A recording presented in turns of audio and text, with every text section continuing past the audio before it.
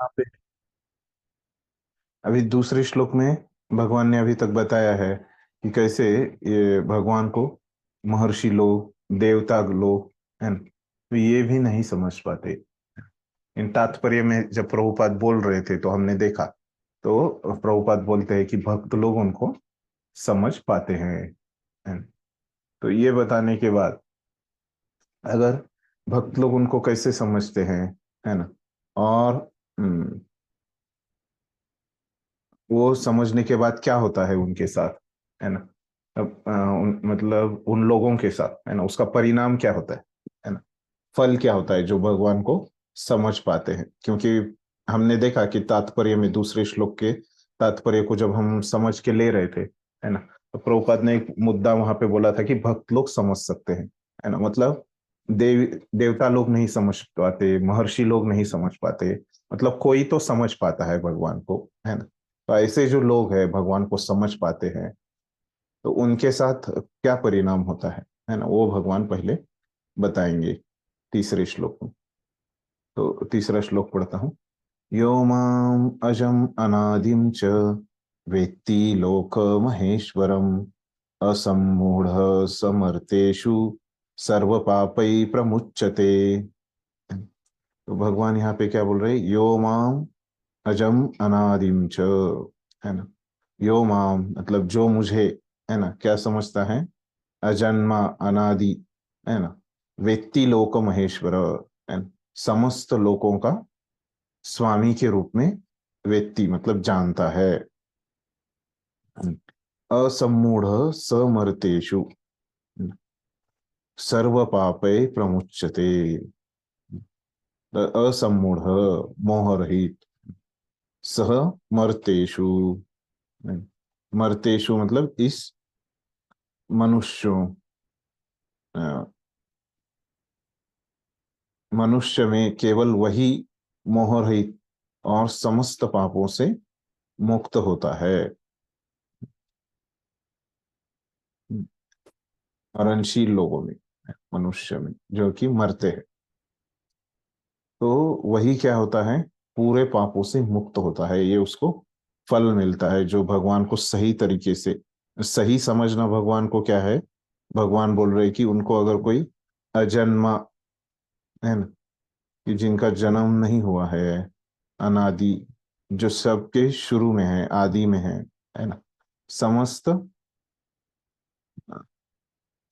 लोकों के स्वामी भी है ना। तो ऐसे ये तीन चीजों से समझना भगवान को, मतलब क्या है, भगवान को सही समझना है। ये तीन पद्धति से समझ होना, है ना, कौन से अजन्मा, अनादि और समस्त लोकों के स्वामी, है ना। तो भगवान के ये तीन गुणों को अगर कोई समझ लेता है ना, तो क्या होता है, वो मोह से भी मुक्त हो जाता है और पापों से भी मुक्त हो जाता है। प्रकार से है।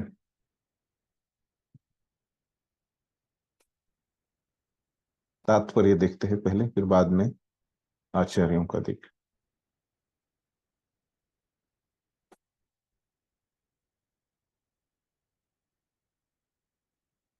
बड़ी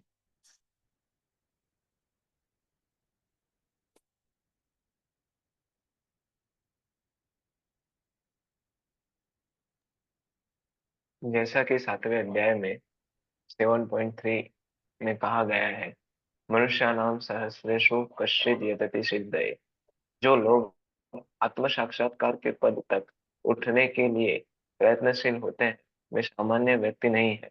वे उन करोड़ों सामान्य व्यक्तियों से श्रेष्ठ हैं जिन्हें आत्म साक्षात्कार का ज्ञान नहीं होता। किंतु जो वास्तव में अपनी आध्यात्मिक स्थिति को समझने के लिए प्रयत्नशील होते हैं, उनमें से श्रेष्ठ वही है जो यह जान लेता है कि कृष्ण ही भगवान, प्रत्येक वस्तु के स्वामी तथा अजन्मा, वही सबसे अधिक सफल अध्यात्म ज्ञानी है। जब वह कृष्ण की परम स्थिति को पूरी तरह समझ लेता है, उसी दशा में वह समस्त पाप कर्मों से मुक्त हो पाता है। धन्यवाद ब्रो। तो अभी ये जो परिच्छेद हमने पढ़ा, तो यहाँ पे मुख्य विषय क्या बोला था कि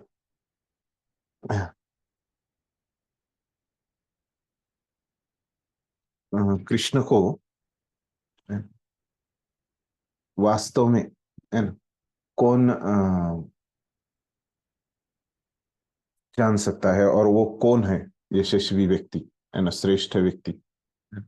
तो वो क्या है, वो बहुत दुर्लभ है, ऐसा, है ना, ऐसा व्यक्ति जो आत्म साक्षात्कार के पद तक उठने के लिए प्रयत्नशील होते हैं, है ना। इतने दुर्लभ है कि करोड़ों सामान्य व्यक्तियों से वो श्रेष्ठ है ना। तो करोड़ों में से ऐसे एक कोई रहता है जो आत्म साक्षात्कार अ, का ज्ञान, वो अ, में वो क्या दिखाता है, प्रयत्नशील रहता है ना, उत्सुक रहता है आत्म साक्षात्कार का ज्ञान प्राप्त करने के लिए।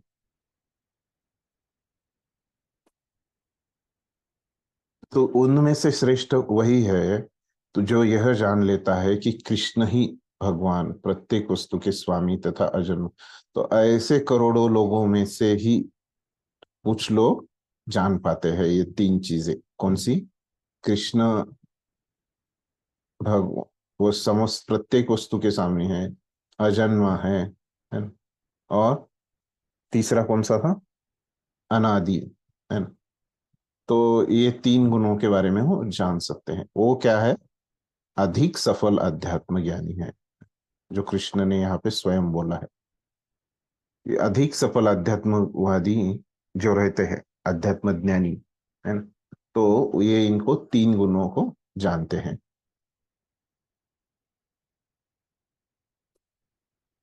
जब वो पूरी तरह से कृष्ण को जानता है, तो क्या होता है, वो अपने पाप कर्मों से पूरी तरह मुक्त हो जाता है। जितना वो जानेगा उतना वो अपने पाप कर्मों से मुक्त होते रहेगा। तभी अगले परिच्छेद में जो भगवान को अजब बोला है ना, अजन्मा, तो उसके बारे में बोल रहे। पढ़िए कोई।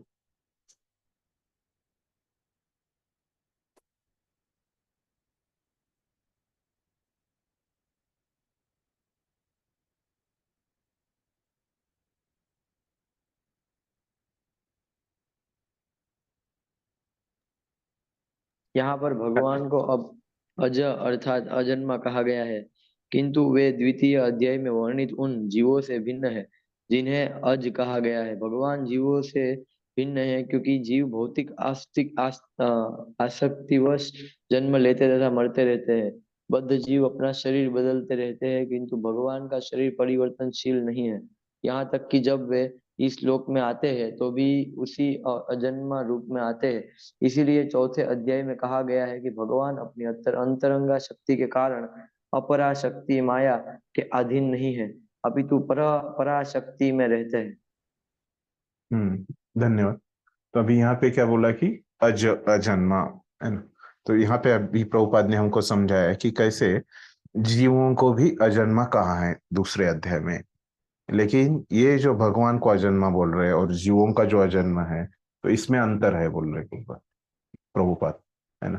तो क्या अंतर है? तो जीव जो है वो जन्म लेते हैं और और फिर वो मरते भी है ना। तो कैसे होते हैं कि अपनी भौतिक आसक्तिवश, है ना, जन्म लेते हैं और मरते हैं।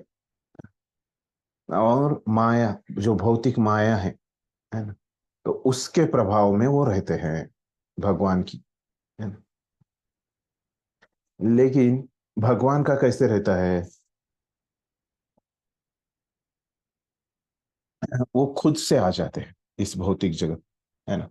ये कर्मों की बंधन के वजह से नहीं, या माया की बंधन की वजह से नहीं, या अपनी भौतिक आसक्ति की वजह से नहीं आते, है ना। तो भगवान क्या करते हैं, वहां पे खुद से आते हैं।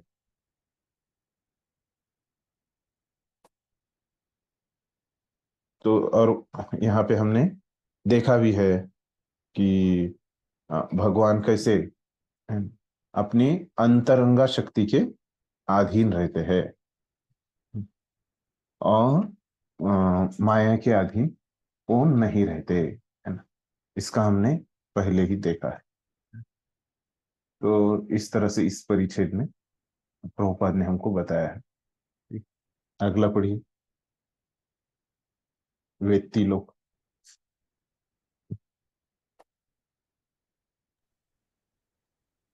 इस श्लोक इस श्लोक में के वेती लोक महेश्वरम शब्द से सूचित होता है कि मनुष्य को यह जानना चाहिए कि भगवान कृष्ण ब्रह्मांड के सभी लोगों के परम स्वामी है। वे सृष्टि के पूर्व थे और अपनी सृष्टि से भिन्न है।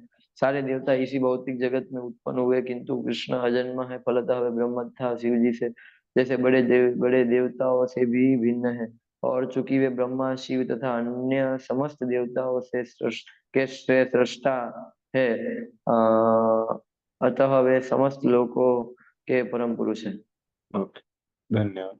तो अभी यहाँ पे आगे क्या बता रहे हैं कि लोक वेत्ति महेश्वरम, इस शब्द के बारे में प्रभुपाद बोल रहे कि मनुष्य को जानना चाहिए कि भगवान कृष्ण ब्रह्मांड के सभी लोगों के परम स्वामी हैं। है? तो ये जो दूसरा पॉइंट है कि भगवान जो है सभी चीजों के वो स्वामी हैं। है? और मतलब क्या है कि भगवान पहले से भी अस्तित्व में थे, है ना, सृष्टि होने के पूर्व में भी वो अस्तित्व में थे। है? और वो क्या है, इस सृष्टि से भी वो क्या है, भिन्न है। जैसे देवताओं की उत्पत्ति हुई, है ना, तो वैसे भगवान की उत्पत्ति नहीं हुई, है ना, वो सबसे पहले से है ना, अजन्म है। तो इससे हम ये सिद्ध होता है कि ब्रह्मा शिवा, है ना, ऐसे बड़े बड़े देवताओं से भी है कि भगवान क्या है, अलग है, और वही परम पुरुष है ना, क्योंकि उनकी उत्पत्ति हुई है और भगवान की उत्पत्ति नहीं हुई है। भगवान पहले से ही है।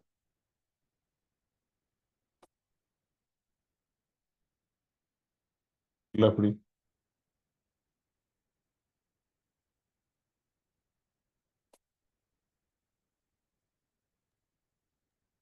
मेरी प्रमणिता भी रीड करो। Yes.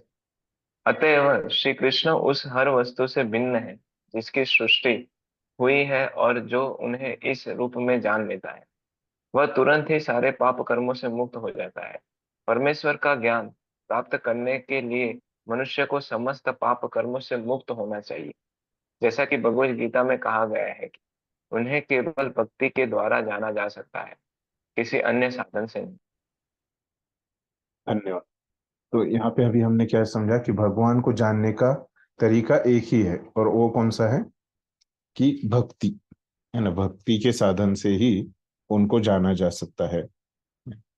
तो उनको कौन जान सकता है ना, या ऐसा जो व्यक्ति जो पाप कर्मों से मुक्त हो गया है ना, भक्ति करने से।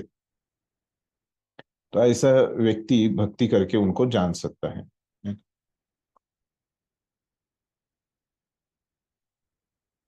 ठीक, यही है इसमें। फिर अगला पढ़िए, दोनों पढ़ लिया अगले। हाँ। यस, मनुष्य को चाहिए कि कृष्ण को सामान्य मनुष्य न समझे, जैसा कि पहले ही कहा जा चुका है। केवल मूर्ख व्यक्ति ही उन्हें मनुष्य मानता है। इसे यहाँ भिन्न प्रकार से कहा गया है। जो व्यक्ति मूर्ख नहीं है, जो भगवान के स्वरूप को ठीक से समझ सकता है, वह समस्त पाप कर्मों से मुक्त है। यदि कृष्ण देव की पुत्र रूप में विख्यात है, तो फिर अजन्मा कैसे हो सकते हैं? इसकी व्याख्या श्रीमद् भागवतम में भी की गई है। जब वे देवकी तथा वसुदेव के समक्ष प्रकट हुए, तो वे सामान्य शिशु की तरह नहीं बने। वे अपने आदि रूप में प्रकट हुए और फिर एक सामान्य शिशु में परिणत हो गए। धन्यवाद। तो यहाँ पे क्या बताया इस परिच्छेद में कि कृष्ण को कैसे हमको देखना नहीं चाहिए, ये बताया। तो कैसे देखना नहीं चाहिए, एक मनुष्य के रूप में हमको देखना नहीं चाहिए, है ना, तो उनको भगवान के रूप में ही देखना चाहिए। लेकिन मूर्ख लोग उनको मनुष्य के रूप में देखते हैं, है ना, और बुद्धिमत्ता का लक्षण है कि उनको भगवान के रूप में देखना, है ना। और फिर अभी यहाँ पे बोल रहे कि अजन्मा है ना? सृष्टि के पहले वही थे, है ना, उनको किसी ने बनाया नहीं, उनकी किसी ने सृष्टि नहीं की, लेकिन देवता की है ना, ऐसे बोला। तो फिर ये देवकी के पुत्र, ऐसे भी उनका नाम है ना? तो ऐसे क्यों है फिर? तो भागवतम में कहा गया कि जब उन्होंने जन्म लिया तो वो शिशु के रूप में नहीं थे, यानी अपने चतुर्भुज रूप में पहले वो प्रकट हुए थे, है ना। तो मतलब अपने माँ के गर्भ से वो भौतिक रूप से प्रकट हो गए, लेकिन उनका तो पहले ही अस्तित्व था, है? तो और फिर बाद में उन्होंने शिशु का रूप लिया था, एक बच्चे का रूप लिया था। तो ये दर्शाता है कि वो बस एक लीला के रूप में, है, देवकी के पुत्र बने हैं, लेकिन वास्तव में क्या है, वो भगवान है। अगला पढ़िए।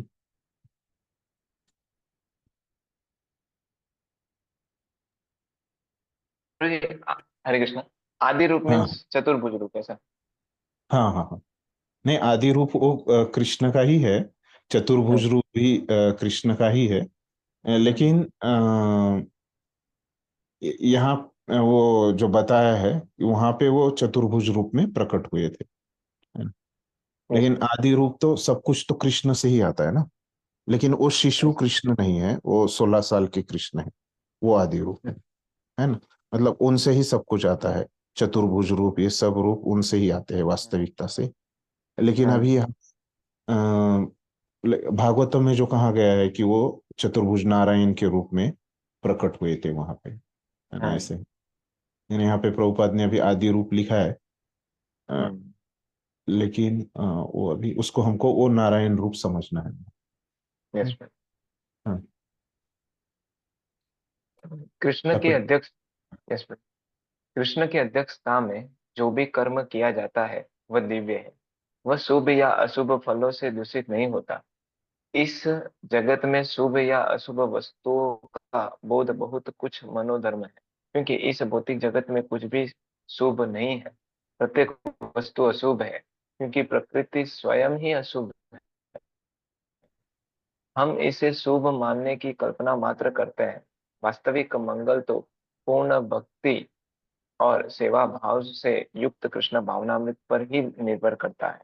अतः यदि हम तनिक भी चाहते हैं कि हमारे कर्म शुभ हो, तो हमें परमेश्वर की आज्ञा से कर्म करना होगा। ऐसी आज्ञा श्रीमद् भागवतम तथा भगवत गीता जैसे शास्त्रों से या प्रामाणिक गुरु से प्राप्त की जा सकती है। क्योंकि गुरु भगवान का प्रतिनिधि होता है, अतः उसकी आज्ञा प्रत्यक्ष परमेश्वर की आज्ञा होती है। गुरु, साधु तथा शास्त्र एक ही प्रकार से आज्ञा देते हैं। इन तीनों शास्त्रों में कोई विरुद्ध नहीं होता। इस प्रकार से किए गए सारे कार्य इस जगत के शुभाशुभ कर्म फलों से मुक्त होते हैं। कर्म संपन्न करते हुए भक्त की दिव्य मनोवृत्ति वैराग्य की होती है, जिसे संन्यास कहते हैं। जैसा कि भगवत गीता के 6 अध्याय के प्रथम श्लोक में कहा गया है कि जो भगवान का आदेश मानकर कोई कर्तव्य करता है और जो अपने कर्म फलों की शरण ग्रहण नहीं करता, अनाश्रित कर्म फलम, वही असली सन्यासी। जो भगवान के निर्देशानुसार कर्म करता है, वास्तव में सन्यासी तथा योगी वही है। केवल सन्यासी या छन्न योगी के वेश में रहने वाला व्यक्ति नहीं। जी, धन्यवाद। तो अभी यहाँ पे ये अंतिम परिच्छेद में प्रभुपाद हमको समझा रहे कि दिव्य कर्म कौन से होते हैं, है? दिव्य और शुभ कर्म कौन से होते हैं, मैं ये समझा रहे। तो दिव्य मतलब क्या होता है कि 3 गुणों से ऊपर, है ना। लेकिन यहाँ पे प्रभुपाद ने उसका अर्थ क्या दिया है कि दिव्य मतलब ऐसा कोई जो कृष्ण के मार्गदर्शन में किया गया हो, है ना? और कृष्ण की अध्यक्षता में, है ना, मतलब वही कि मार्गदर्शन में, है। तो कृष्ण के मार्गदर्शन में किया जाता है, वही क्या है, दिव्य कर्म है। मतलब वो 3 गुणों के ऊपर के कर्म है। और जो अशुभ कर्म रहते हैं इस भौतिक जगत में, है ना, तो वो इस भौतिक जगत में वो क्या बोलते हैं प्रभुपाद कि कुछ भी शुभ नहीं है। तो हम ये भौतिक जगत में हम शुभ मान लेते हैं, ऐसे क्यों बोल रहे हैं प्रभुपाद? क्योंकि क्या है कि भौतिक जगत में जो भी कर्म होते हैं जो भक्ति को छोड़ के है, जो कृष्ण की अध्यक्षता में नहीं है ना? मतलब दिव्य नहीं है तो कहाँ कहाँ पे है फिर वो तीन गुणों में आते हैं। तो वो क्या रहते हैं, एक तो पाप नहीं रहते हैं, नहीं तो पुण्य रहते हैं ना? और ये दोनों की वजह से भी हमको क्या करना पड़ता है, कर्म हमारे एक तो नष्ट हो जाते हैं या बढ़ते हैं है ना? लेकिन क्या होता है कि हमको इसके लिए फिर से जन्म लेना पड़ता है पाप और पुण्य के लिए। तो इस अर्थ में प्रभुपाद वहां पे बोल रहे हैं कि ये दोनों कैसे हैं, अशुभ ही है। तो प्रत्येक वस्तु यहाँ पे अशुभ है ना, क्योंकि ये भौतिक जगत ही स्वयं अशुभ है। इस प्रकार से बोल रहे प्रभुपाद। जैसे हम यहाँ पे बस कल्पना करते हैं, तो फिर असली शुभ क्या है, फिर ये प्रश्न आता है ना। यहाँ पे तो शुभ नहीं है, फिर कहाँ पे है असली शुभ। तो जो भी हम भक्तिमय कार्य करते हैं, कृष्ण भावनामृत में जो भी कार्य करते हैं पूरे भक्ति के साथ, जो भी हम अ, परमेश्वर की आज्ञा से कर्म करते हैं, तो वही क्या है, वास्तव में सुख है। जो सेवा भाव है परमेश्वर के लिए, वही वास्तव में सुख है। और फिर कृष्ण के आज्ञा से ऐसे बोलते हैं, ये कृष्ण की आज्ञा कैसे प्राप्त करने का फिर, है ना? तो वो उसके लिए प्रभुपाद ने बताया कि गुरु से, साधुओं से और शास्त्रों से है। भगवत गीता, अ, भागवतम, शास्त्रों से, प्रामाणिक गुरुओं से है। गुरु, प्रामाणिक गुरु से प्राप्त किए जाते हैं, क्योंकि गुरु क्या है, भगवान के आगे बोला है ना, गुरु साधु तथा शास्त्र एक ही प्रकार से आज्ञा देते हैं है ना? तीनों में क्या है कि एक ही रहता है, कुछ चीज हमको समझना है तो तीनों से समझना चाहिए है ना? इन तीनों सोचों में कोई विरोध नहीं होता।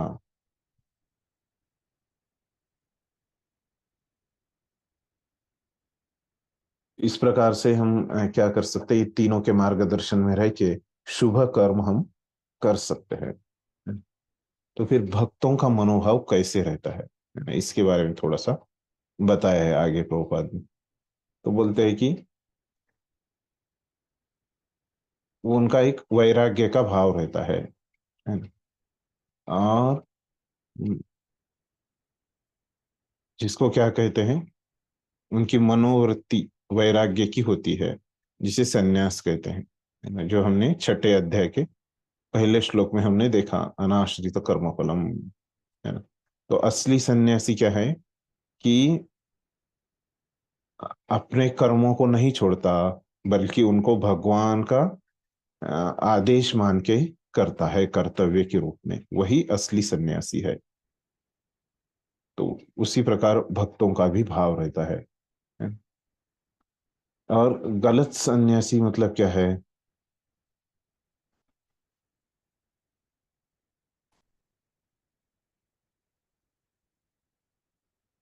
तो वो बताते हैं प्रभुपाद कि केवल वेश धारण करना है, लेकिन भगवान के लिए कुछ कार्य नहीं करना। केवल वो वेश ही सन्यासी का लेते हैं है ना, गेरुआ वस्त्र ले लेते हैं लेकिन कार्य नहीं करते है ना? वो क्या है, असली सन्यासी नहीं है। तो यहाँ पे पहले प्रभुपाद ने हमको क्या समझाया, ये पूरे तात्पर्य को थोड़ा बताता हूँ कि पहले जो श्लोक के शब्द है वो समझाया हमको है ना, कि अज है ना, वेत्ति लोक महेश्वर है ना? पहले समझाया कि कैसे ये दुर्लभ लोग ही ऐसे ये समझ उनकी होती है। फिर भगवान कैसे स्वामी है ये समझाया है। और कैसे वो अजन्मा है ये समझाया। फिर दिव्य कर्म है ना, करने से कैसे हम उनको समझ सकते हैं। तो ये भी प्रभुपाद समझाया है यहाँ पे, जो कि श्लोक के बारे में है। आचार्यों ने कुछ विशेष लिखा है।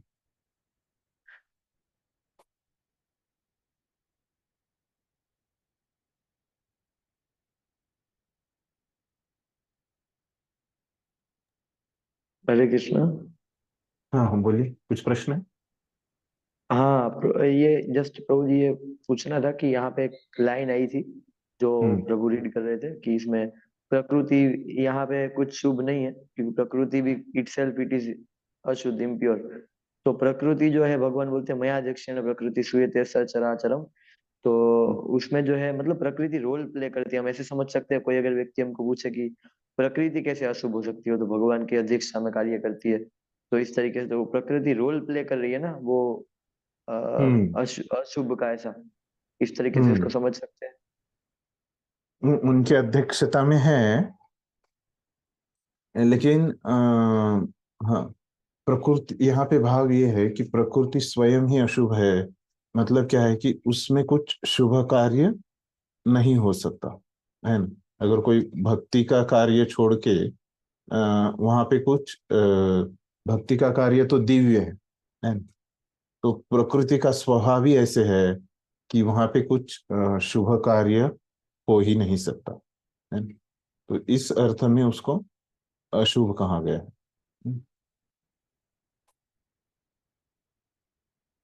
हाँ यस प्रभु जी। और प्रकृति का मतलब तीन, प्रकृति मतलब it consisting of three modes of material nature है ना प्रभु जी। हाँ हाँ, 3 गुणों से बनी हुई, तो इसीलिए उसमें कुछ शुभ कार्य है ही नहीं। भले ही वो भगवान के निर्देशन में है, अध्यक्षता में है ना, लेकिन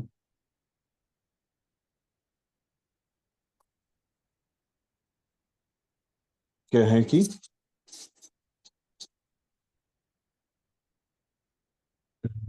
3 गुणों के अंदर होने के कारण वो उसका स्वभाव ही क्या है, अशुभ माना गया है ना। वो दिव्य नहीं है ना। भगवान की अध्यक्षता में है, तो भगवान की अध्यक्षता में होने से आ, हम यहाँ पे ऐसे समझ सकते हैं कि भगवान की अध्यक्षता में होने से क्या हो जाएगा, उसका स्वभाव नहीं बदलेगा, है ना। जो है वो रहेगा ही, है ना। वो जो 3 गुणों के अंतर्गत है वो है ही,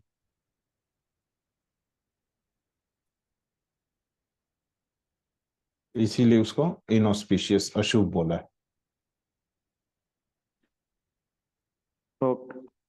हम्म, तो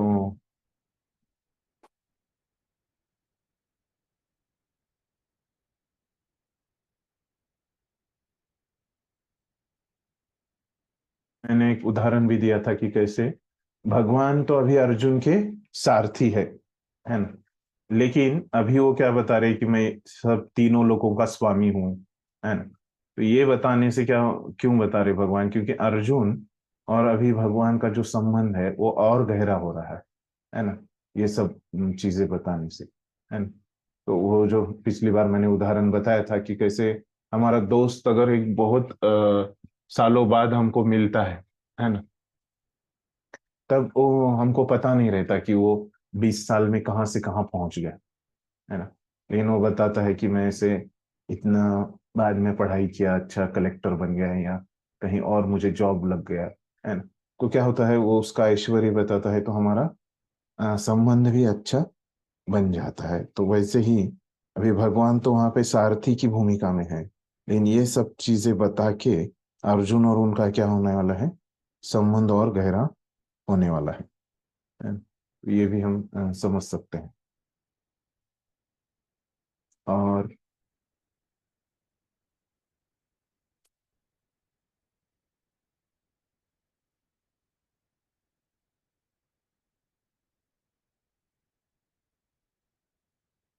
ये श्लोक के पीछे और भी एक भगवान का भाव ऐसे है, क्योंकि भगवान ने पिछले श्लोक में बोला ना कि क्या बोला, कि देवताओं को भी वो पूरी तरह भगवान को नहीं समझ पाते, महर्षि लोग भी भगवान को पूरी तरह नहीं समझ पाते, है ना। तो फिर अर्जुन को लगेगा, अरे इतने बड़े बड़े लोग नहीं समझ पा रहे, है ना, तो कोई समझ पाता है कि नहीं भगवान को, है ना।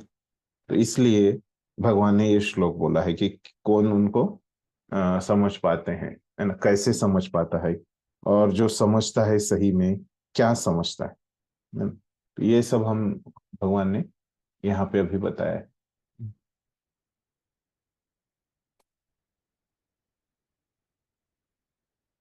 तो यहाँ पे एक आचार्य अपने क्रम बताते हैं, है ना? तो पहले उन्होंने, भगवान ने क्या बताया कि वो अजन्मा है ना? मतलब वो जन्म नहीं लेते, ये बताया, है ना? उसका अर्थ क्या हो गया कि क्या है कि वो किसी चीज से आते नहीं, मतलब किसी भौतिक चीज से वो आते नहीं, है ना? ये हमने समझ लीजिए। फिर तो सभी जो, लेकिन जीव कैसे रहते हैं, वो तो ये भौतिक शरीर में आ जाते हैं, है ना? तो जिसका तो आदि है और अंत है ना? वो, और वो शरीर जो है हमेशा बदलते रहता है। तो फिर इसके बाद और थोड़ा इसमें जाते हैं कि अ, और थोड़ा गहराई में जाके भगवान बताते हैं कि अ, वो कैसे है कि वो तो सामान्य जीवों से तो अलग है ही, अजन्मा से, वो तो स्पष्ट हो गया। लेकिन वो क्या है कि जो सिद्ध जीव है, लिबरेटेड सोल से, उनसे भी वो अलग है। तो क्यों, जो सिद्ध जीव है उनसे कैसे अलग है, कि जो सिद्ध जीव है ना, तो वो भी क्या करते हैं, जन्म नहीं लेते, है ना? वो भी अमर अवस्था रहती है ना उनकी।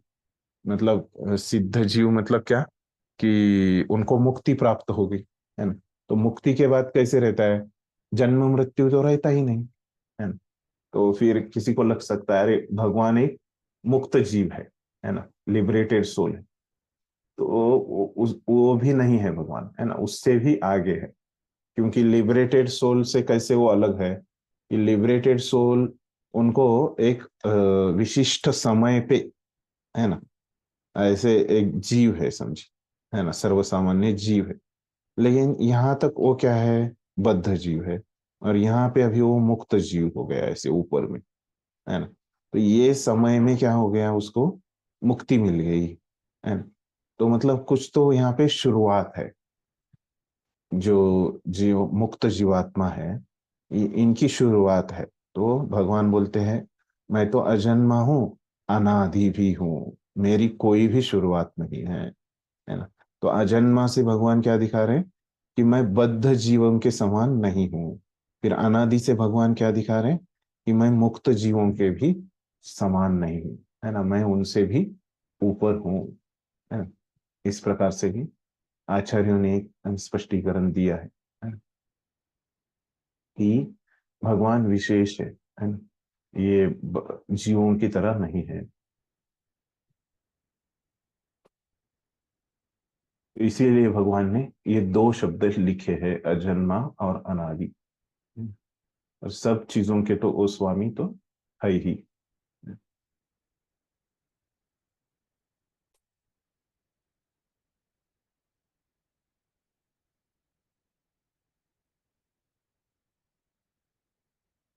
चैतन्य चरितमृत में भी ये श्लोक है जो यहाँ पे बता रहे हैं, अंत लीला में, है ना? क्या है वो, कि द्वैते भद्रा भद्र ज्ञान सब मनोधर्म, यही भाल यही मंद यही सब भ्रम। तो ये सब भद्र अभद्र, है ना, ये सब मन के धर्म है। ये अच्छा है ये बुरा है, ये सब मन के धर्म है इस भौतिक जगत में, है ना? जो यहाँ पे प्रभुपाद ने बोला है कि यहाँ पे कुछ शुभ नहीं है ना? सब यहाँ पे अशुभ ही है भौतिक जगत में।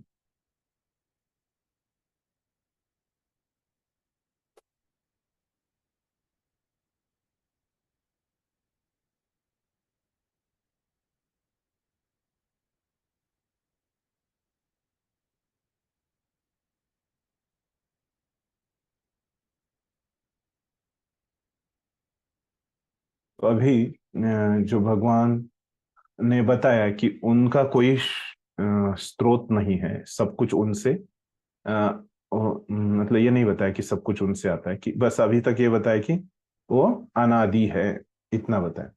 फिर आगे बताते हैं कि सब गुण कैसे उनसे आते हैं।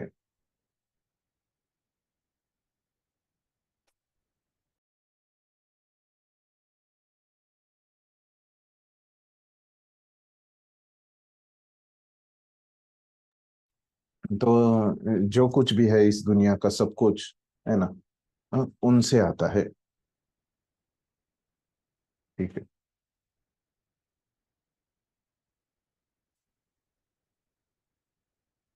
तो उसके लिए भगवान अगला श्लोक कहते हैं। चैट में कुछ आया है क्या प्रश्न? बोल रहे कि नित्य सिद्धि के बारे में कैसे समझना है ना। तो यहाँ पे जो बोला है कि हमने देखा कि अ, अनादि शब्द से आचार्य बोल रहे हैं कि भगवान जो है वो मुक्त जीवों के जैसा नहीं है ना। तो हमने देखा कि मुक्ति कैसे दो प्रकार से होती है, एक साधना से होती है, और एक वो हमेशा ही क्या रहते हैं, मुक्त रहते हैं, नित्य मुक्त, है ना, नित्य सिद्ध रहते हैं। तो उनके बारे में क्या कहा, कैसे समझने का है?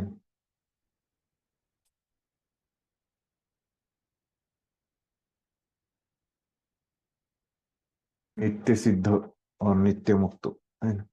इसके बारे में मैंने पढ़ा है, लेकिन अभी इतना कैसे एक जगह पे नहीं दिया है ना। तो मैं ये सोच के बताता हूँ इस प्रश्न का उत्तर। ठीक है, कल बताता हूँ। यस भाई।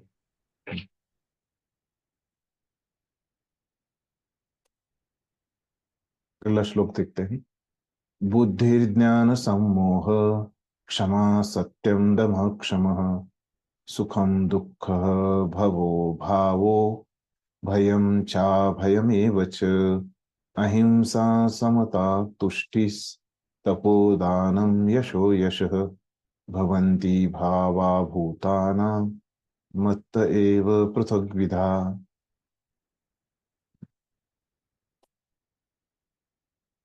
क्या बोल रहे कि बुद्धि, ज्ञान, संशय तथा मोह से मुक्ति, क्षमा भाव, सत्यता, इंद्रिय निग्रह, मन निग्रह, सुख तथा दुख, जन्म मृत्यु भय, अहिंसा, समता, तुष्टि, तप, दान, यश तथा अपयश, जीवों के ये विविध गुण मेरे ही द्वारा उत्पन्न है। तो अभी भगवान ने बताया कि कैसे ब्रह्मा शिवा, है ना, देवता महर्षि, है ना, ये लोग भी उनसे ही आए हैं, है ना। तो ये जीवों के सभी गुण, है ना, भौतिक आध्यात्मिक, उनसे ही आया है।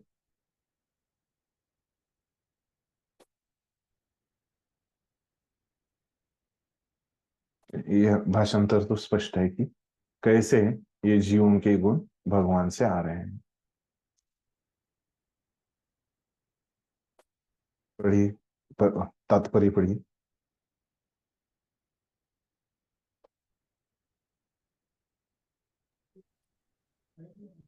जीवों के अच्छे या बुरे गुण कृष्ण द्वारा उत्पन्न है और यहाँ पर उसका वर्णन किया गया है। बुद्धि का अर्थ है नीर क्षीर विवेक करने वाली शक्ति, और ज्ञान का अर्थ है आत्मा तथा पदार्थ को जान लेना। विश्वविद्यालय की शिक्षा से प्राप्त सामान्य ज्ञान पदार्थ से संबंधित होता है। यहाँ इससे ज्ञान नहीं स्वीकार किया गया है।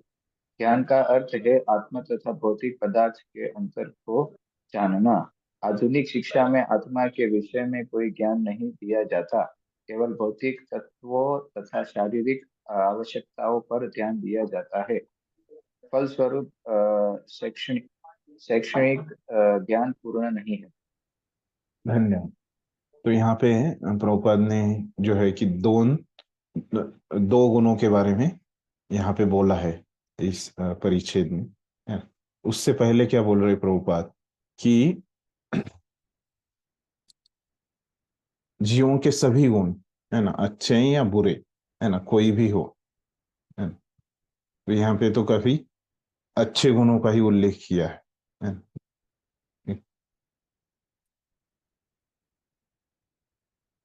ज्यादातर अच्छे ही गुण है उसमें सब, है ना। यश अपयश, है ना, यहाँ पे थोड़ा सा ही अपयश थोड़ा सा एक निगेटिव गुण है ना। तो मतलब यहाँ पे हम ये सुख दुख है, दुख एक थोड़ा सा निगेटिव है। तो यहाँ पे उतने बुरे गुणों का उल्लेख नहीं है, लेकिन थोड़े से नकारात्मक गुण है ना? संशय एक नकारात्मक गुण है। तो प्रभुपाद बोल रहे कि कैसे अच्छे या बुरे हो, है ना, कोई भी दोनों में से सब कुछ कृष्ण से ही आता है। और फिर यहाँ पे बुद्धि और ज्ञान, है ना, ये जो दो पहली चीजें कृष्ण ने बोली है, उसके बारे में प्रभुपाद थोड़ा सा बताते हैं। तो बुद्धि का अर्थ जो है ना, कि मतलब क्या कि अच्छा और जो बुरा है। तो उसमें नीर क्षीर मतलब क्या है कि जो अच्छा और बुरा में सही अच्छा क्या है ना। तो ये, हाँ, नीर और क्षीर, नीर मतलब क्या है, पानी, और क्षीर मतलब दूध, है ना, क्षीरोदकशाही बोलते हैं ना, विष्णु क्षीर जो क्षीर सागर में है ना, ऐसे। तो दूध का दूध और पानी का पानी का, है ना, जो हंस करता है ना, दूध में से कैसे पानी को और अलग कर देता है और दूध को अलग कर देता है ना।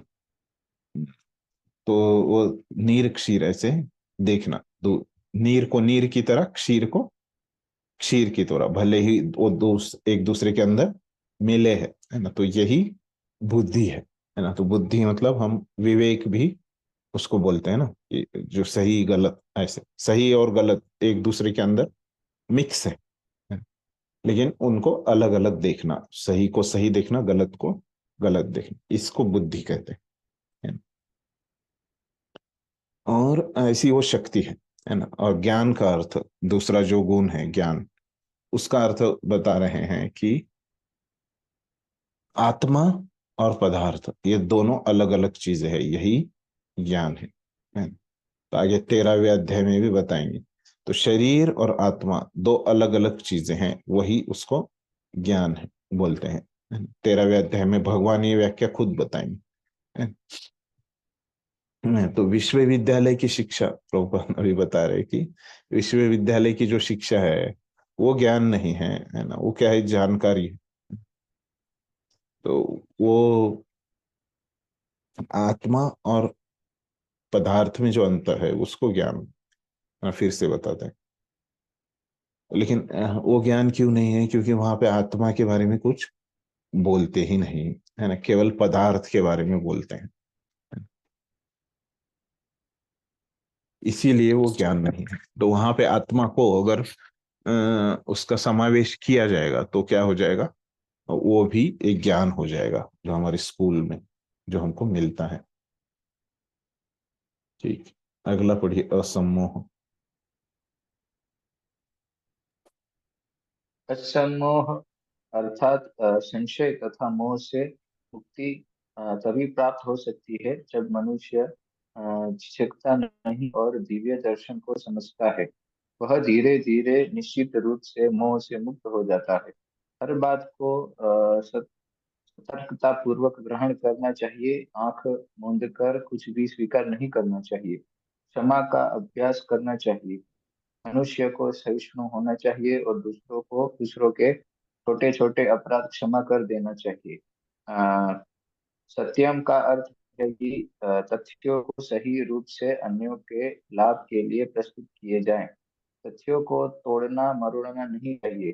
सामाजिक प्रथा के अनुसार कहा जाता है कि वही सत्य बोलना चाहिए जो अन्यों को प्रिय लगे, किंतु यह सत्य नहीं है। सत्य को सही सही रूप में बोलना चाहिए, जिससे दूसरे लोग समझ सके कि सच्चाई क्या है। यदि कोई मनुष्य चोर है और यदि लोगों को सावधान कर दिया जाए कि अमुक व्यक्ति चोर है, तो यह सत्य है। यद्यपि सत्य कभी कभी अप्रिय होता है, तो सत्य कहने में संकोच नहीं करना चाहिए। सत्य की मांग है कि तथ्यों को यथारूप में लोकहित के लिए प्रस्तुत किया जाए। यही सत्य की परिभाषा है। धन्यवाद। तो यहाँ पे अभी प्रभुपाद ने कौन से गुण बताए हैं, 3 गुण बताया है ना। तो एक है असम्मोह, फिर क्षमा और सत्यम, है ना? जो कृष्ण पहले इसमें 2 बताए है ना, अभी 3 बताए, तो 5 हो गए टोटल, है ना।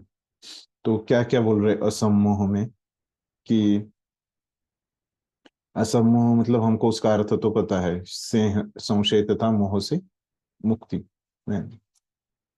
जब मनुष्य झिझकता नहीं और दिव्य दर्शन को समझता है, वह धीरे धीरे निश्चित रूप से मोह से मुक्त हो जाता है ना।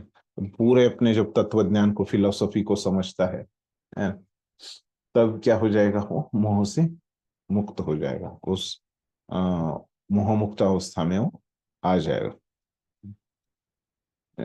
जिस, और वो कौन सी अवस्था है मोह मुक्त अवस्था, वो भगवान ने पिछले श्लोक में बताई है।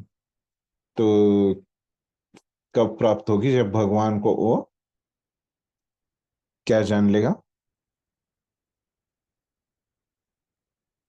अजन्मा, कैसे। हाँ। और जिसका कोई बिगनिंग नहीं, और मास्टर ऑफ ऑल प्लैनेट्स। हाँ, तो ऐसे अगर समझ लेगा तो क्या हो जाएगा, वो मोह से मुक्त हो जाएगा, है ना। वहां पे बोला है मोह से और पापों से, है ना, भगवान ने खुद बोला है। तो ऐसे ऐसे अगर वो समझ जाएगा, है ना, तब वो असमोह हो जाएगा।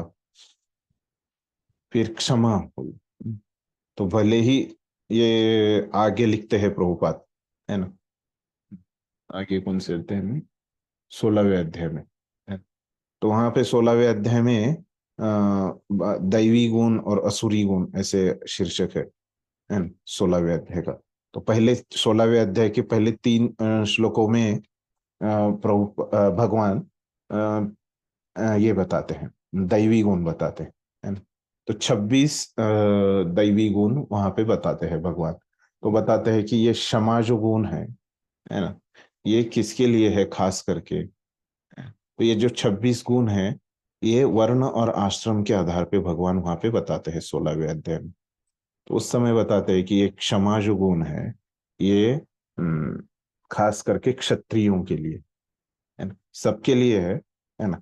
ये हमको भी दूसरों को, हमको कोई हमको भी क्षमा करना है सबको, है ना, लेकिन खास करके, है ना, ये गुण है क्षत्रियों के लिए। क्यों? क्योंकि उनका कर्तव्य रहता है क्षत्रियों का कि क्या, दूसरों को दंड देना, है ना।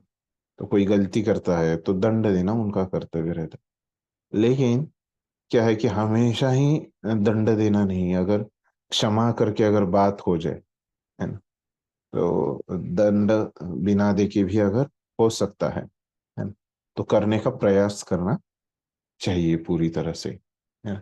इस प्रकार से प्रभुपाद वहां पे लिखते हैं। फिर यहाँ पे क्या बोलते हैं कि मनुष्य को सहिष्णु होना चाहिए और दूसरों के छोटे छोटे अपराधों को क्षमा कर देना चाहिए। तो एक सर्वसामान्य व्यक्ति के लिए लिख रहे हैं प्रभुपाद यहाँ पे, है ना। कोई छोटे छोटी चीज करता है तो क्षमा कर देना चाहिए। फिर आगे लिखते हैं सत्यम। सत्यम क्या है कि तथ्यों को सही रूप में समझना, है ना, और दूसरों के लाभ को बताना, है ना, वैसे के वैसा बताना। तो इसको बोलते हैं सत्यम, है ना। तो उसको बदलना नहीं। तो आगे प्रभुपाद लिखते हैं कि ये सत्यम मतलब क्या है कि जो लोग शास्त्रों से गलत अर्थ निकालते हैं अपने मन के मनोधर्म के आधार पे, है ना, तो वो सत्य का पालन नहीं कर रहे, ऐसे भी लिखते हैं आगे आगे के अध्यायों में, है ना। तो तोड़ना मरोड़ना जो है ना, इससे मुझे वो याद आया कि यहाँ पे जो शास्त्रों के अर्थ को, वो तथ्यों के मतलब शास्त्रों में जो तथ्य कहे गए हैं, सत्य कहे गया है ना, उसको तोड़ते मरोड़ते नहीं, वैसे के वैसा वो बताते हैं। तो लेकिन हमारे व्यवहार में कैसे रहता है कि सामने वाला व्यक्ति को गुस्सा नहीं आए, प्रिय बोलो, शुभ शुभ बोलो, है ना, ऐसे बोलते हैं सब लोग। लेकिन ये सत्य नहीं है। सत्य को वैसे के वैसा सही रूप में बोलना चाहिए,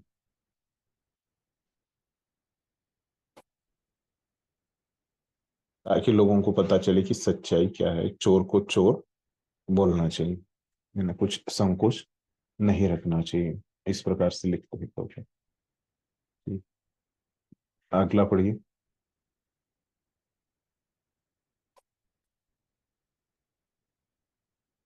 दमः दमः का अर्थ है कि इंद्रियों को व्यर्थ के विषय भोग में न लगाया जाए। इंद्रियों की समुचित आवश्यकताओं की पूर्ति का निषेध नहीं है, किंतु अनावश्यक इंद्रिय भोग आध्यात्मिक उन्नति में बाधक है। फलतः इंद्रियों के अनावश्यक उपयोग पर नियंत्रण रखना चाहिए। इसी प्रकार मन पर भी अनावश्यक विचारों के विरुद्ध संयम रखना चाहिए। मैं शम इसे श्रम कहते हैं। मनुष्य को चाहिए कि धन अर्जन के चिंतन में ही सारा समय न गवाए। यह चिंतन शक्ति का दुरुपयोग है। मन का उपयोग मनुष्य की मूल आवश्यकताओं को समझने के लिए किया जाना चाहिए और उसे ही पूर्ण प्रमाण पूर्वक प्रस्तुत करना चाहिए। शास्त्रम शास्त्रम अर्जयो शास्त्र क्यों साधु पुरुषों गुरुओं तथा महान विचारकों की संगति में रहकर विचार शक्ति का विकास करना चाहिए। जिस प्रकार से कृष्ण भावनामृत के आध्यात्मिक ज्ञान के अनुशीलन से सुशीलन में सुविधा ही वही सुखम है, इसी प्रकार दुखम वह है जिससे कृष्ण भावनामृत के अनुशीलन में असुविधा हो। जो कुछ कृष्ण भावनामृत के विकास के अनुकूल हो उसे स्वीकार करे और जो प्रतिकूल हो उसे परित्याग करे। धन्यवाद। तो यहाँ पे कौन से गुण बोल रहे कि दम, मतलब इंद्रियों का संयमन। तो जो अतिरिक्त ऐसे व्यर्थ है ना, व्यर्थ के विषय भोग में नहीं लगाना है ना। तो अगर हम लगाएंगे जो समुचित आवश्यकता है ना, उसको पूरा करना है, उसको नहीं छोड़ना है ना।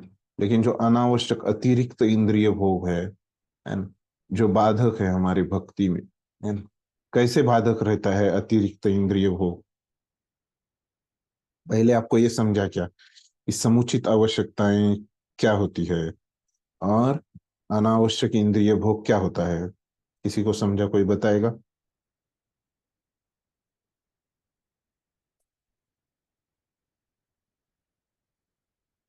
क्या रहता है समुचित अवस्था? युक्ताहार विहारस्य युक्तचेष्टस्य। हाँ, बराबर। प्रभु जी ने बताया कि कैसे जो समुचित आवश्यकताएं क्या है ना, वो समझने के लिए उन्होंने श्लोक बताया, है ना। बराबर। और इसको छोड़ के जो है अनावश्यक जो ये है, सब कुछ चीजें कर सकते हैं, लेकिन क्या है कि युक्त मात्रा में वो कर सकते हैं, है ना, पर्याप्त मात्रा में। उससे अगर ऊपर जा रहा है तो वो क्या है? अनावश्यक उसका, तो ये अनावश्यक चीजों को नियंत्रित करना। तो इसको क्या बोलते हैं? दमह, है ना। तो मन का भी वैसे ही रहता है, मन में भी अनावश्यक विचार आते हैं, है ना। तो उनको भी नियंत्रित करना बहुत आवश्यक है। तो उसका लिए प्रभुपाद उदाहरण देते हैं कि कैसे रहते हैं अनावश्यक विचार, है ना। मनुष्य को चाहिए कि धन अर्जन की चिंतन में ही सारा समय न गवाएं, है ना। तो ऐसे नहीं है कि हमको बिल्कुल ही धन अर्जन नहीं करना है ना। थोड़ा सा जो हमारी क्या बोलते हैं समुचित आवश्यकताओं को पूरा करने के लिए जो भी आवश्यक है वो हमको कमाना है ना? लेकिन पूरा समय सारा समय, है ना, नहीं, अधिक, सारा समय नहीं तो अधिकांश समय उसमें हमको नहीं गंवाना चाहिए, है ना। सारा समय नहीं गंवा रहे, लेकिन अधिकांश समय भी उसमें ही गंवा रहे, कुछ समय उसमें हम दे सकते हैं, है ना। यही क्या है कि चिंतन शक्ति का दुरुपयोग है।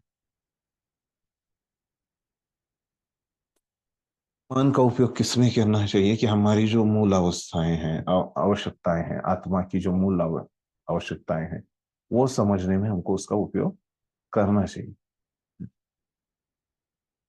और ये मन के जो विचार है ना, तो वो हमको संगति, है ना, किसकी करनी है ना। तो ये क्या है? शास्त्र मर्मज्ञों, है ना। शास्त्र मर्मज्ञ म्हणजे मतलब क्या, कि शास्त्र का मर्म जानने वाले, है ना। शास्त्र का मर्म जानने वाले मतलब, मर्म मतलब क्या, इसेंस, है ना। उसको इंग्लिश में क्या बोला है कि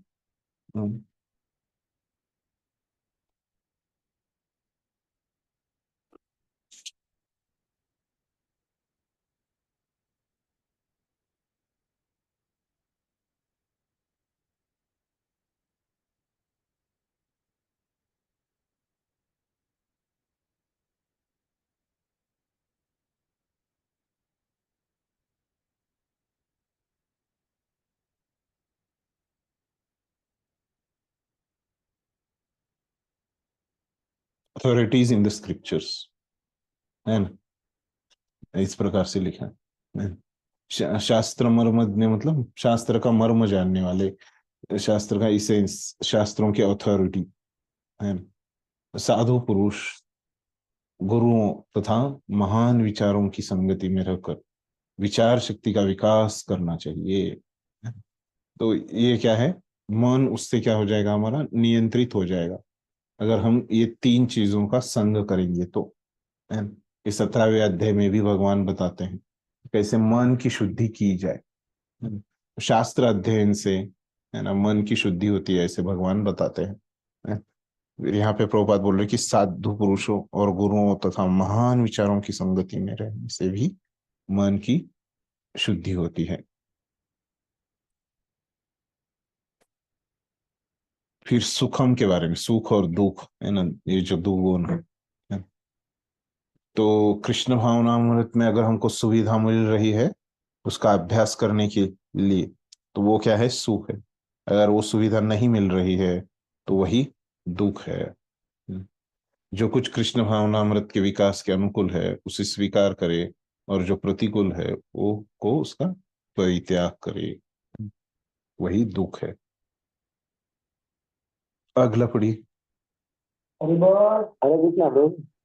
हाँ हाँ। हरे कृष्णा। हाँ आवाज आ रहा है, बोलिए।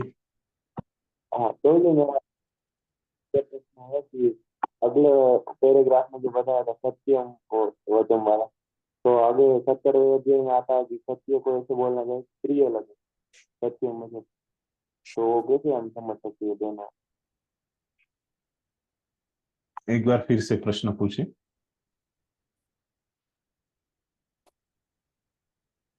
अगले पैराग्राफ में बताया था ना कि सत्य को हाँ कहने में संकोच नहीं करना चाहिए, और हाँ, यथा यथा रूप में लोग व्यवस्थित करना चाहिए। सत्य और को दूसरे कहने में 70वें अध्याय में आता है हाँ, कि प्रिय लगे ऐसे। यहाँ पे तो बोला है कि सत्य बोलना है, फिर लोगों को प्रिय कैसे, है ना। यहाँ पे बोला है कि नहीं बोलना है प्रिय, है ना। व्यवहारिक कौन सा है, सामाजिक, व्यवहारिक सामाजिक प्रथा के अनुसार वो बोलते हैं कि सत्य बोलना चाहिए, है ना। तो अभी ये कैसे समझना है ना। तो ऐसे है कि सत्य हम बोल रहे हैं कि बिल्कुल नहीं बोलना चाहिए, सॉरी, प्रिय जो है ना। तो ये सामाजिक, इसमें क्या बोलते हैं लोग, प्रथा में, कि केवल आप प्रिय बोल, केवल। काफी मेरा आवाज नहीं आ रहा है? अभी अभी आ रहा है, अभी तक ज्वाइन हाँ, करना है। ओके ओके, ठीक है। तो अभी मैं आपका प्रश्न बताता हूँ कि कैसे यहाँ पे बोला है कि प्रभुपाद ने जो बोला है कि प्रिय हमको नहीं बोलना चाहिए, है ना। सत्य सत्य अप्रिय है तो उसको बोलना चाहिए, है ना।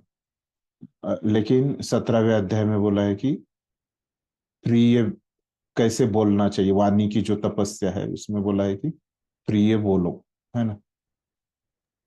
Yes sir. हाँ, तो ये दोनों विरोधी लग रहे हैं आपको, है ना। इससे इसको हम समझ सकते। हाँ, तो हाँ, तो यहाँ पे जो प्रभुपाद ने बोला है, ये जो सामाजिक प्रथा वाले जो लोग हैं ना, वो क्या करते हैं, केवल प्रिय बोलते हैं, है ना। वो क्या करते हैं, अभी जब समस्याएं, है ना, किसमें चुनने के लिए, है ना, प्रिय बोलना, है ना, और सत्य बोलना। कभी कभी क्या होता है कि सत्य और प्रिय मिल के चलते, है ना, लेकिन प्रिय और सत्य, ये दोनों में से एक को चुनने की जब परिस्थिति आती है ना, तो ये सामाजिक प्रथा में जो भक्त नहीं है लोग, है ना, जो सामाजिक व्यवहार करते हैं, वो क्या करते हैं, प्रिय को चुनते हैं सत्य के बदले में, है ना। तो वो मत करो बोल रहे हो, है ना। अब प्रिय और सत्य अगर जा रहे, साथ में जा रहे हैं, तो अच्छा ही है ना। लेकिन जब दोनों में से एक ही हम कर सकते हैं, है ना, कभी कभी ऐसी परिस्थिति आती है कि दोनों, प्रिय, एक तो प्रिय हो सकता है, नहीं तो सत्य हो सकता है ना। हमको प्रयास करना चाहिए कि दोनों भी हो, है ना, ये हमारी वाणी की तपस्या है। लेकिन अगर दोनों में से किसी को चुनने की समय आए, तो हमको सत्य को चुनना चाहिए, है ना। फिर क्या होता है, जो अगर हमने सत्य को चुना, है ना, तो मतलब क्या हो जाएगा, जो हम बोल रहे हैं उसका कंटेंट, जो ये जो है कंटेंट, तो क्या हो जाएगा, अप्रिय हो जाएगा। लेकिन कम से कम हमारा बताने का तरीका तो हम क्या रख सकते हैं, प्रिय रख सकते हैं, है ना। तो दो चीजें होती है ना, हम किसी को बताते हैं, तो एक हमारे बताने का तरीका होता है, और हम क्या बता रहे हैं, है ना। ये दो चीजें होती।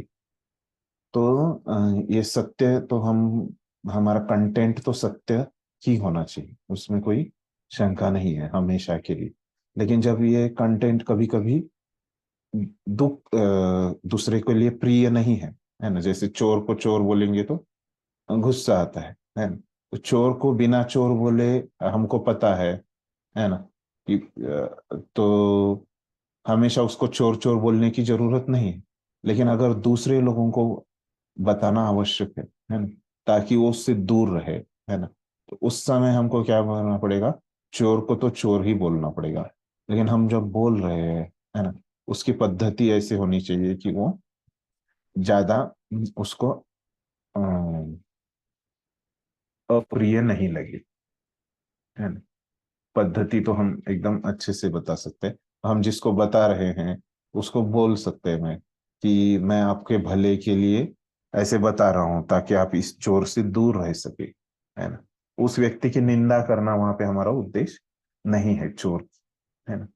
हम बोल सकते हैं अच्छा, अच्छा तरीका मतलब प्रिय तरीका मतलब क्या, कि उसको बुरा नहीं लगे, और उनको उसको तो चोर तो बोलना ही है।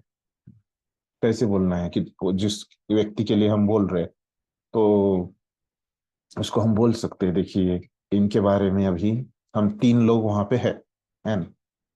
तो एक तो है जो बोलने वाला है ना, वक्ता है ना, और वो श्रोता है ना, और वो चोर है ना। ऐसे तीन लोग वहां पे हैं। तो अभी ये वक्ता जो है, वो चोर को चोर भी बोलेगा, ये सत्य है, और ये श्रोता को भी वो फायदा होगा। तो वो बोल सकता है कि कैसे, देखिए इनको तो इनके चोर बोलना गलत है, लेकिन इनको आदत है चोरी करने की, बहुत बार इन्होंने चोरी किया है, या बहुत बार ये झूठ बोलते हैं। इन आपके लिए मैं बता रहा हूँ कि आप इनसे थोड़ा दूर रहिए, है ना। मुझे कि उनके बारे में कुछ बुराई नहीं बताना, वो मेरा उद्देश्य नहीं है। लेकिन आपके भले के लिए कर रहा हूँ, क्योंकि आपको बाद में वो, आपके और उनके संबंध खराब हो जाएंगे, है ना। तो आप इनसे थोड़ा सा सतर्क रहिए, ऐसे हम श्रोता को बता सकते हैं। तो यहाँ पे क्या है कि हम सत्य को तो सत्य बोल ही रहे, चोर को चोर बोल रहे, लेकिन हमारा बताने का तरीका थोड़ा सभ्य तरीका है। स्पष्ट हो गया प्रोजी? यस भाई, यस भाई, ठीक है। हो तो गया दीक्षा। हम्म, आगे वाला पढ़िए, भाव वाला।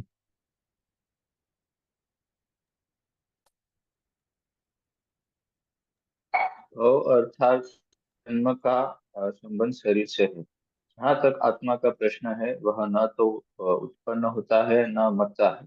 इसकी व्याख्या हम भगवत गीता के प्रारंभ में ही कर चुके हैं। जन्म तथा मृत्यु का संबंध इस भौतिक जगत में शरीर धारण करने से है। भय तो भविष्य की चिंता से उद्भूत है। कृष्ण भावनामृत में रहने वाला व्यक्ति कभी भयभीत नहीं होता, क्योंकि वह अपने कर्मों के द्वारा भगवत धाम को वापस जाने के प्रति आश्वस्त रहता है।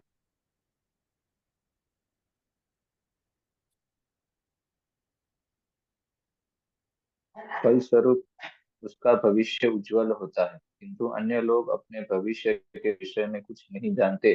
उन्हें इसका कोई ज्ञान नहीं होता कि अगले जीवन में क्या होगा। फलस्वरूप वे निरंतर चिंताग्रस्त रहते हैं। यदि हम चिंता मुक्त होना चाहते हैं तो सर्वोत्तम उपाय है कि हम कृष्ण को जाने तथा कृष्ण भावनामृत में निरंतर स्थित रहे। इस प्रकार हम समस्त भय से मुक्त रहेंगे। श्रीमद् भागवतम में 11.2.37 कहा गया है, भयम द्वितीया विनिवेशतः स्यात्। भय तो हमारे माया पास में फंस जाने से उत्पन्न होता है, किंतु जो माया के जाल से मुक्त है, जो आश्वस्त है कि वे शरीर नहीं अपितु भगवान भगवान के आध्यात्मिक अंश हैं, और जो भगवत भक्ति में लगे हुए हैं, उन्हें कोई भय नहीं रहता। उनका भविष्य अत्यंत उज्जवल है। यह भय तो उन व्यक्तियों की अवस्था है जो कृष्ण भावनामृत में नहीं है। अभयम तभी संभव है जब कृष्ण भावनामृत में रहा जाए। धन्यवाद। तो इस परिच्छेद में भी कौन से गुणों के बारे में बताया प्रभुपाद ने कि भव है ना। तो भव मतलब क्या है कि यहाँ पे जो इसका अर्थ है ना, कि वो है जन्म, है ना? जन्म और मृत्यु, है ना। तो ये शरीर का जन्म और मृत्यु रहता है, हमको पता है, और आत्मा का नहीं रहता। तो इस भौतिक जगत से संबंधित है और आत्मा के लिए नहीं रहता। फिर अगला जो है और अभय। अभय, इसके बारे में बताते हुए प्रभुपाद बोल रहे कि अभय कौन रह सकता है। फिर पहले बताते हैं अभय बताने के लिए भय की व्याख्या, है ना। भय की व्याख्या कहाँ बताई गई है? श्रीमद् भागवतम में बताई गई है, 11वें स्कंद 2 अध्याय 37वां श्लोक। वो क्या है? भयम द्वितीया अभिनिवेशतः स्यात्। तो भयम मतलब भय क्या है कि द्वितीया अभिनिवेशतः स्यात्, मतलब द्वितीया मतलब कृष्ण को छोड़ के, अभिनिवेश तह स्यात् मतलब कृष्ण के को छोड़ के अगर हम किसी, अभिनिवेश मतलब क्या कि एकाग्र हो जाना, है ना, बहुत गहराई से उसके उस विषय में एकाग्र हो जाना, एब्जॉर्प्शन। अभिनिवेश मतलब क्या बोलेंगे, एब्जॉर्प्शन, है ना। तो कृष्ण को छोड़ के और किसी चीज में एब्जॉर्ब हो जाना, एकाग्र हो जाना, वो क्या है? भय है। ऐसी उसकी व्याख्या है, डेफिनेशन है भय की। तो ऐसे अगर भय है तो अभय मतलब क्या हो जाएगा कि कृष्ण पे एब्जॉर्प्शन, एकाग्र हो जाना। तो इसलिए ये अभय जो है वो कृष्ण पे एकाग्र होने में ही हमको मिलेगा। इस प्रकार से प्रभुपात होते हैं। और वो कब हम कृष्ण पे एकाग्र होते हैं सकते हैं? जब हम कुछ भक्ति में कार्य करेंगे तो, है ना? और हम कृष्ण के ऊपर एकाग्र हो सकते हैं, इस प्रकार प्रभुपाद बताते हैं। फिर और कैसे कि हम समझ जाए कि हम शरीर नहीं, हम आत्मा है। ये जान के भी हम क्या हो सकते हैं? भय से हम मुक्ति प्राप्त कर सकते हैं। और ऐसे अगर कोई व्यक्ति करता है तो उसका भविष्य उज्जवल है। इस प्रकार से बताते हैं अभय के बारे में। फिर उसके बाद जो बताते हैं अहिंसा के बारे में। अहिंसा के बारे में पढ़िए क्या बोल रहे थे।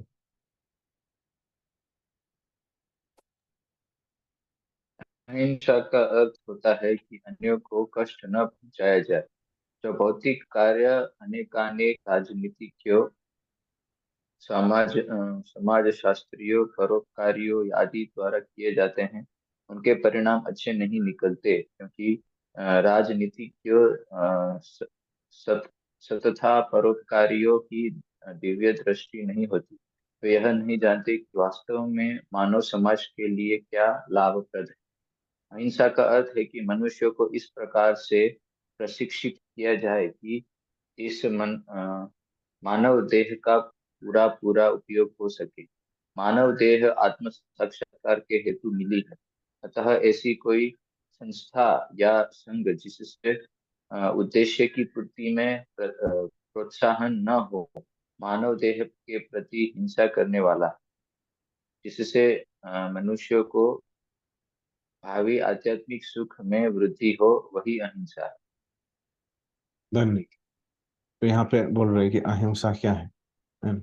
तो सार में यही है कि ऐसा कुछ भी नहीं करना, है ना, जिससे क्या हो जाए, दूसरों को दुख पहुंचे, है ना, दूसरों में संशय उत्पन्न हो, है ना, और किसी भी प्रकार का कष्ट पहुंचे, है।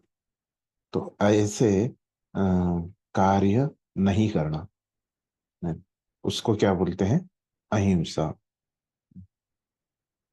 और अगर कोई प्रगति कर रहा है ना, अध्यात्म के स्तर पे, है ना, तो उस प्रगति को रोकना, है ना, जो जो शरीर उसको मिला है ना, आत्म साक्षात्कार का प्रगति करने के लिए, तो उस प्रगति को रोकना, या हमको जो शरीर मिला है, मानव शरीर, है ना, आध्यात्मिक प्रगति के लिए, वो प्रगति नहीं करना, आध्यात्मिक प्रगति नहीं करना, ये भी क्या है? एक अहिंसा है। ये बताते हैं प्रभुपाद अहिंसा के बारे में। फिर समता के बारे में पढ़िए।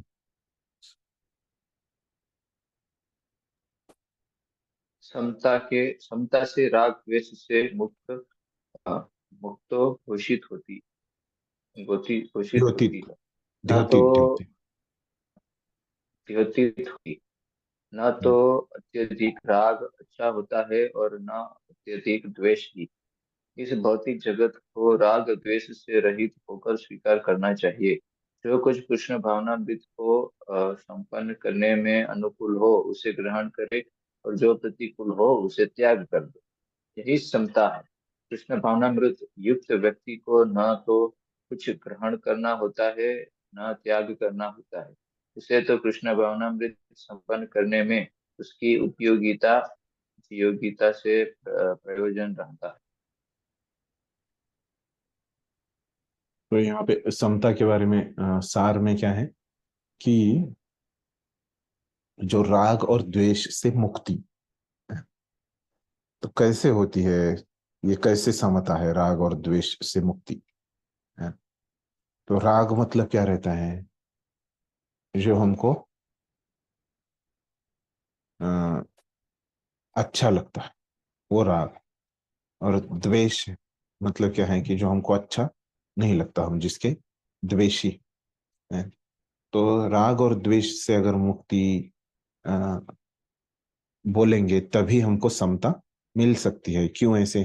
क्योंकि जब तक राग रहेगा तो क्या हो जाएगा, हम दोनों चीजें, एक हमको अच्छी लगती है, एक बुरी लगती है ना। तो समता मतलब क्या? ये दोनों चीज के प्रति समान रहना, है ना। तो अगर मुझे राग है, मुझे ये चीज अच्छी लगती है, तो कैसे मैं समान रह सकता हूँ, है ना। और मुझे ये चीज बुरी लगती है, मैं कैसे ये दोनों के प्रति समान रह सकता हूँ? नहीं रह सकता, है ना। तो जब तक ये राग और द्वेष है, तब तक हमारे में समता नहीं आ सकती, है ना। तो ये निकल जाएगा, तभी समता आएगी, है ना? और वो कैसे हमको इस भौतिक जीवन को प्रभुपाद बोल रहे कि कैसे हमको स्वीकार करना चाहिए, राग द्वेष से मुक्त होके, आसक्ति और अनासक्ति से मुक्त होके हमको इसको स्वीकार करना पड़ेगा, है ना। तभी हम इसमें रह सकते हैं। तो कैसे हम इसको स्वीकार करें कि जो कृष्ण के लिए अनुकूल है, भक्ति के लिए जो अनुकूल है, उसका आप ग्रहण करो, और जो कृष्ण के लिए प्रतिकूल है उसको छोड़ो। तो क्या हो जाएगा, वो राग द्वेष से आपको मुक्ति मिल जाएगी। और राग द्वेष से मुक्ति मिलने के बाद क्या हो जाएगा कि आप में वो समता का गुण आ जाएगा। यही अगला पढ़िए, तुष्टि। तुष्टि का अर्थ है कि मनुष्य को चाहिए कि अनावश्यक कार्य करके अधिकाधिक वस्तु एकत्र करने के लिए उत्सुक न रहे। उससे तो ईश्वर की कृपा से जो प्राप्त हो जाए इसी से प्रसन्न रहना चाहिए। यही तुष्टि है। तपस तपस का अर्थ है तपस्या। तपस्या के अंतर्गत वेदों में वर्णित अनेक विधि विधानों का पालन करना होता है। यथा प्रातः काल उठना और स्नान करना। कभी कभी प्रातः काल उठान अति कष्टकारक होता है, किंतु इस प्रकार स्वेच्छा से जो भी कष्ट सहे सहे जाते हैं वे तपस या तपस्या कहलाते हैं। इसी प्रकार मास के कुछ विशेष दिनों में उपवास रखने का विधान है। हो सकता है कि इन उपवासों को करने की इच्छा न हो, किंतु कृष्ण भावनामृत के विज्ञान में प्रगति करने के संकल्प के कारण उसे ऐसे शारीरिक कष्ट उठाने होते हैं, किंतु उसे व्यर्थ भी अथवा वैदिक आदेशों के प्रतिकूल उपवास करने ही करना चाहिए।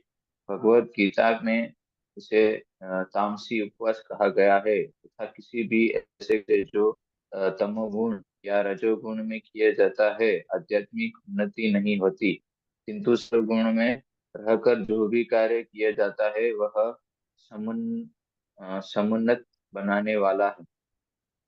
अतः वैदिक आदेशों के अनुसार किया गया उपवास आध्यात्मिक ज्ञान को समुन्नत बनाता है।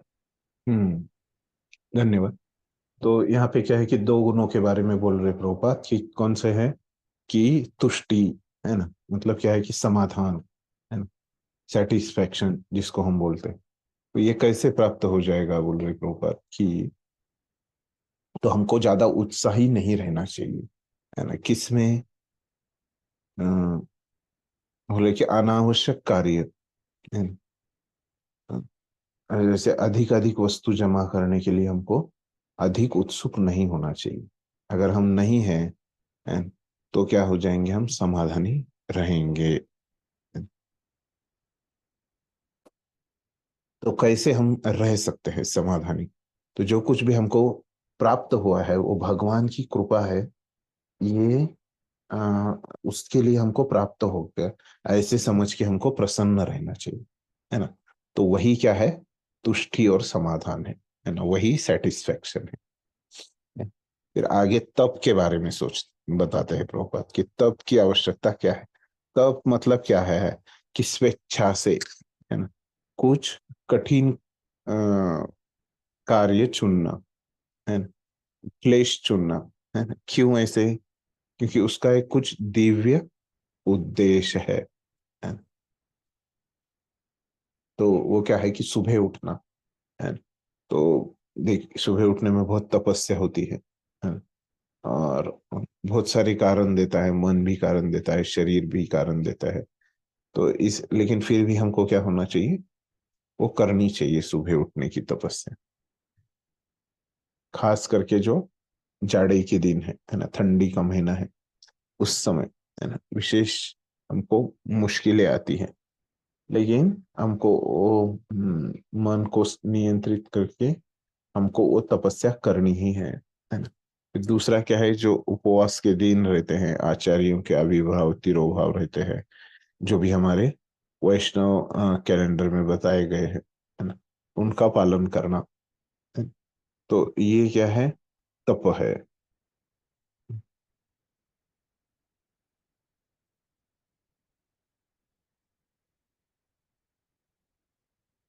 अब पढ़िए दान के बारे में।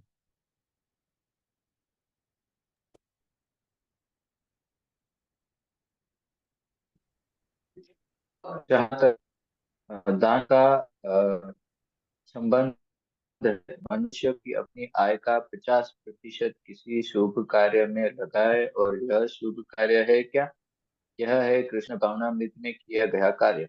यह कार्य शुभ ही नहीं अपितु सर्वोत्तम होता है, क्योंकि कृष्ण अच्छे हैं इसलिए उनका कार्य निमित्त भी अच्छा है। अतः दान उसे दिया जाए जो कृष्ण भावनामृत में लगा हो।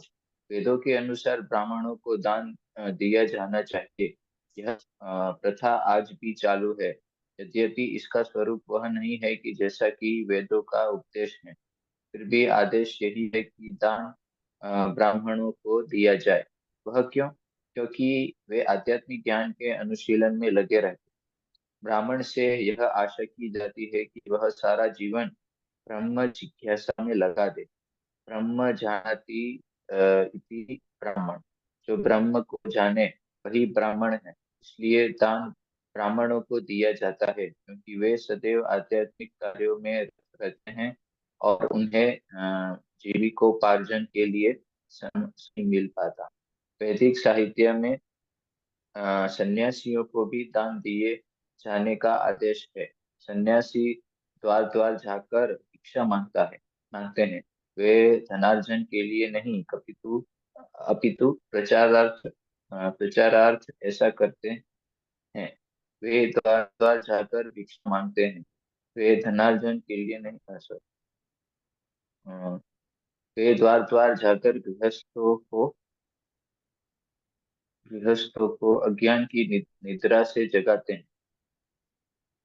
चूंकि गृहस्थ गृह कार्यों में व्यस्त रहने के कारण अपने जीवन के वास्तविक उद्देश्य को कृष्ण भावनामृत जगाने को भूले रहते हैं, अतः यह सन्यासियों का कर्तव्य है कि वे भिखारी बनकर गृहस्थों के पास जाएं और कृष्ण भावनामृत होने के लिए उन्हें प्रेरित करें। वेदों का कथन है कि मनुष्य जागे और मानव जीवन में जो प्राप्त करना है उसे प्राप्त करे। सन्यासियों द्वारा यह ज्ञान तथा विधि वितरित की जाती है। अतः सन्यासी को ब्राह्मणों को तथा इसी प्रकार के उत्तम कार्यों के लिए दान देना चाहिए, किसी सनक के कारण नहीं।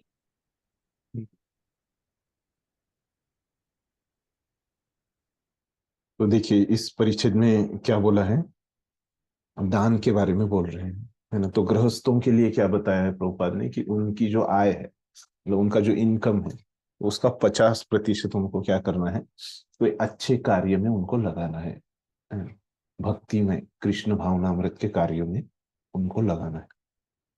वही अच्छा कार्य, बाकी कोई अच्छा कार्य नहीं है इस जगत में, है ना। पहले ही प्रभुपाद ने क्लियर कर दिया शुभ और अशुभ के बोल के।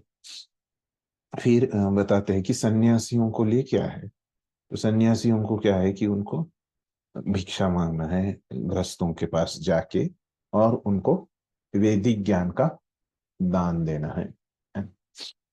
तो ये ब्राह्मण और सन्यासियों के लिए ऐसे कार्य है, उसी को समझाया है प्रभुपाद ने। क्या अगला यशस का पढ़ी।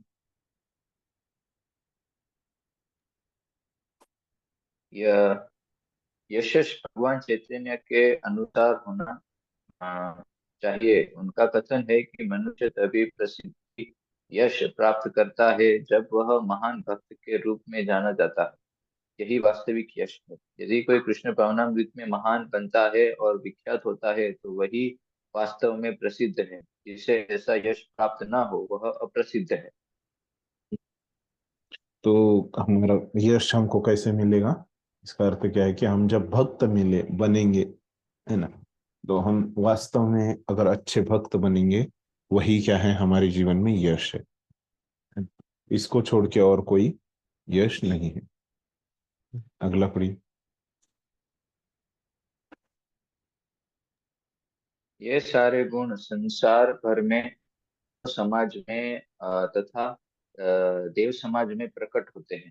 अन्य लोकों में भी विभिन्न तरह के मानव हैं और ये गुण उनमें भी होते हैं।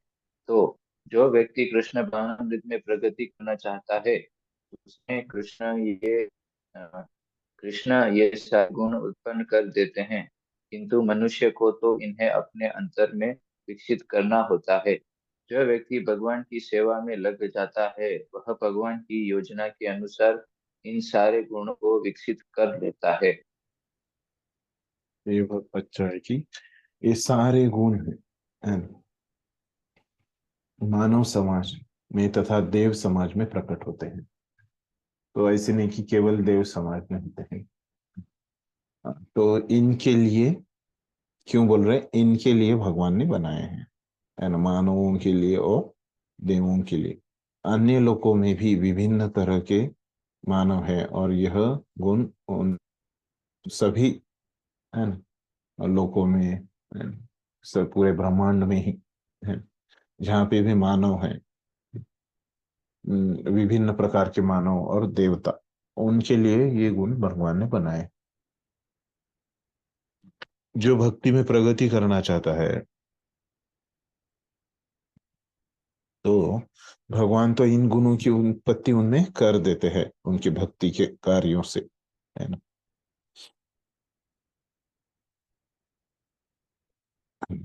जो व्यक्ति भगवान की सेवा में लग जाता है वह भगवान की योजना अनुसार इन सारे गुणों का विकसित कर लेता है। क्यों ऐसे भगवान उनमें विकसित करते हैं? क्योंकि वो भगवान की सेवा में, मतलब क्या है, भक्ति में लगा है। तो मेन है कि जो भगवान की भक्ति में लगा है तो भगवान खुद होके क्या करते हैं, उसके अंदर जाके गुणों का विकास करते हैं।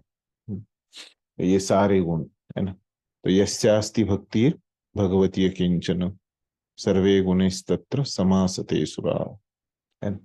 तो समासते सुरा, है ना, मतलब श्लोक क्या बोलता है कि उस व्यक्ति में क्या हो जाता है, जो भक्ति करता है उस व्यक्ति में देवताओं के गुण आ जाते हैं, बराबर। सुरा, सुरों के गुण आते हैं। यानी उसमें विश्वनाथ चक्रवर्ती ठाकुर क्या बोलते हैं तात्पर्य में, उनकी टीका में, कि वो बोलते हैं कि ऐसे व्यक्ति में भगवान के गुण आ जाते हैं। इस प्रकार से वो बता रहे हैं, भगवान के गुण आ जाते हैं। किस में आ जाते हैं? जो भक्ति करता है उसमें। इस प्रकार से वो बोलते हैं। हम जो कुछ भी अच्छा, पढ़िए। हम जो कुछ भी अच्छा या बुरा देखते हैं उसका मूल श्री कृष्ण है। इस संसार में कोई भी वस्तु ऐसी नहीं जो कृष्ण में स्थित न हो, यही ज्ञान है। यद्यपि हम जानते हैं कि वस्तुएं भिन्न रूप में स्थित हैं, किंतु हमें यह अनुभव करना,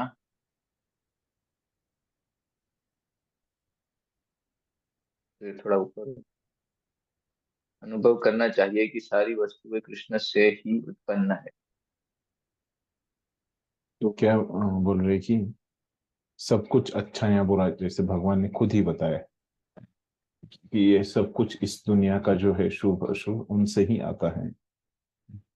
जो कृष्ण में स्थित न हो यही ज्ञान है। संसार में कोई भी वस्तु ऐसे नहीं जो कृष्ण में स्थित न हो, यही ज्ञान है। सब कुछ जो है वो भगवान से उत्पन्न हुआ है, यही क्या है, ज्ञान है। पहले भी एक प्रभुपाद ने ज्ञान की व्याख्या नहीं शायद से अभी आई क्या, कौन से चैप्टर में आते हैं, मैटर स्पिरिट एंड कंट्रोलर, तो वो भी एक प्रभुपाद व्याख्या लिखते हैं। यद्यपि हम जानते हैं कि वस्तुएं भिन्न रूपों में स्थित है, किंतु हमें यह अनुभव करना चाहिए कि सारे वस्तुएं कृष्ण से ही उत्पन्न है। भिन्न रूप में स्थित है। हम मायावादी नहीं है कि वस्तु और कृष्ण एक ही है, बोली वो अलग अलग है, लेकिन वो वस्तुएं क्या होती है, कृष्ण से ही उत्पन्न होती है। इस प्रकार से प्रभुपाद ने इसके ऊपर कुछ लिखा है।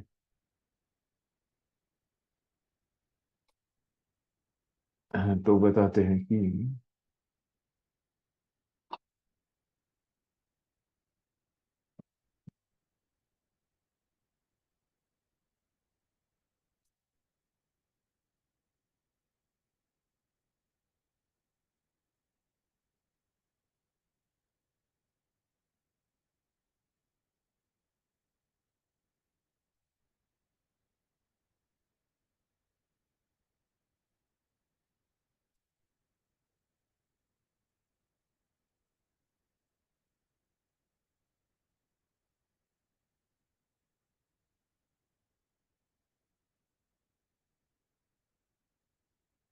ठीक।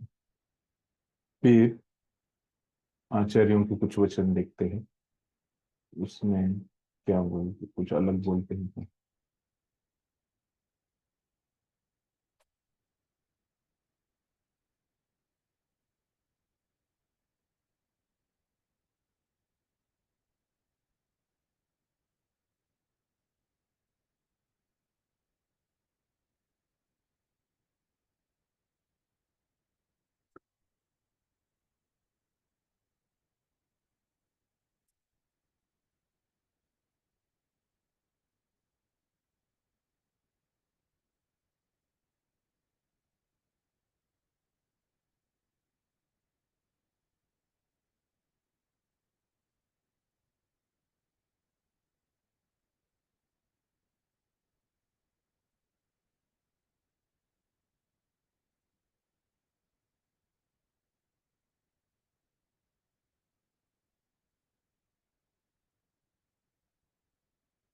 तो यहाँ पे एक पॉइंट थोड़ा सा अलग है कि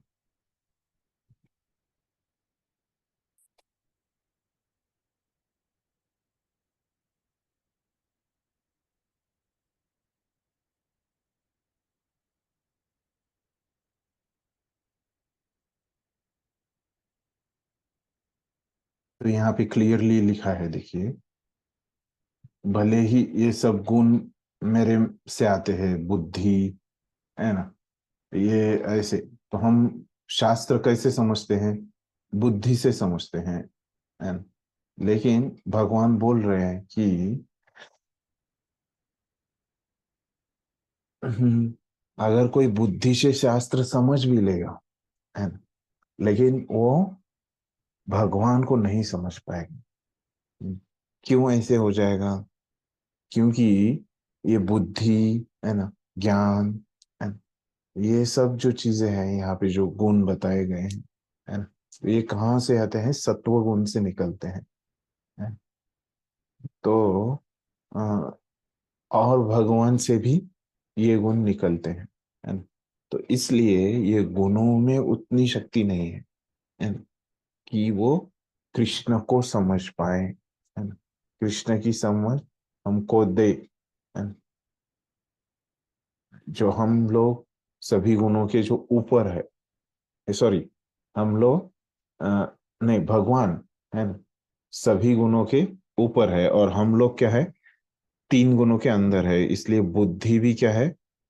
ये तीन गुणों में है। तो इसलिए हम बुद्धि को या खुद से शास्त्र पढ़ के हम भगवान को नहीं समझ पाएंगे, है ना। तो बहुत बार आपने सुना होगा कि लोग बोलते हैं ना कि पढ़ाई से भगवान को नहीं समझ पाते, है ना। क्यों बोलते हैं ऐसे वो? क्योंकि पढ़ाई से तो हम शास्त्र को तो समझ पाएंगे, शास्त्र समझ के हमको नहीं समझेगा कि भगवान को हम नहीं समझ पाएंगे, क्योंकि हमारी बुद्धि जो है तीन गुणों में है। हाँ, कैसे हमको शास्त्र का अध्ययन करना पड़ेगा? शास्त्र अध्ययन तो हमको करना पड़ेगा, लेकिन वो कैसे करना पड़ेगा? भक्ति के साथ, है ना? तो शास्त्र अध्ययन से हम बुद्धि को समझेंगे, और भक्ति से भगवान को हम समझ सकते हैं। क्लियर हो गया? बुद्धि और भक्ति का, है ना? फिर अभी यहाँ पे जो भगवान बोल रहे हैं ना, कि ये मेरे ही द्वारा उत्पन्न है ना। तो अभी यहाँ पे कोई बोल सकता है कि ये कृष्ण से ही आते हैं क्या सब गुण, है ना? तो विश्वनाथ चक्रवर्ती ठाकुर बता रहे हैं कि ये कृष्ण की शक्तियों से आते हैं, लेकिन क्या है कि शक्ति और शक्तिमान, इसमें कोई अंतर नहीं रहता, है ना? इसलिए भगवान एक बोल सकते हैं, है ना, बोलने के लिए, मतलब एक बोली भाषा जो रहती है उसमें है, ये दोनों को एक समझ सकते हैं। तो इसलिए यहाँ पे भगवान बोल रहे हैं कि मेरे द्वारा उत्पन्न है, भले ही वो की शक्तियों के द्वारा उत्पन्न है।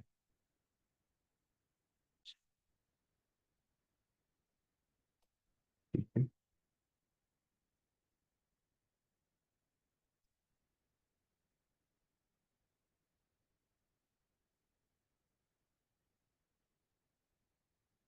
ठीक।